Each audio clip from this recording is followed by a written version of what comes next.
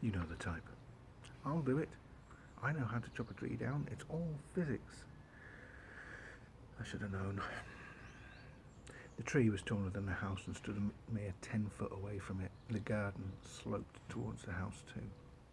Derek told me that you had to cut the tree on the side facing away from the house so as to stop it from falling onto the roof, which I got in theory, but there were other factors to take into consideration.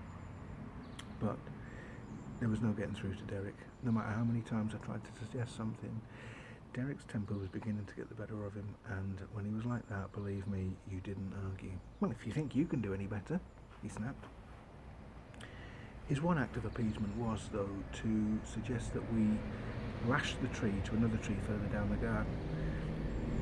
I still wasn't wholly convinced, but, like I said, Derek knew best. The tree was now lashed to a large oak tree, following a crash course by Derek in how to tie a particular knot. And some people bloody annoying sometimes. I was now waiting as Derek started to attack with his chainsaw. It didn't take long, however, to realise that we were probably heading towards potential trouble.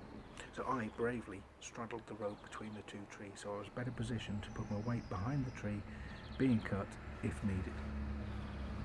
Derek continued to split the difference till all of a sudden the beast lurched away from the cut and headed towards the house. "Derek, look out!" I shouted, taking the full strain of the tree, but he either would not or could not hear me. His wife jumped up from where she was sat and she shouted at him. That broke his reverie when he turned round and saw what was about to happen. He was like a rabbit caught in the headlights with absolutely no idea of how to solve this particular problem. Problem was, though, I was still straddling this rope between the two trees, and I was about to split my own difference, as it were, if something wasn't done quick, and if that didn't happen, potentially I'd be catapulted into next door's garden.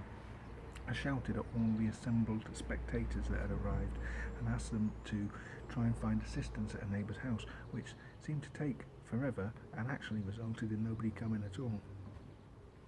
"Fuck!" I shouted as both me and Derek were now acutely aware of my impending castration.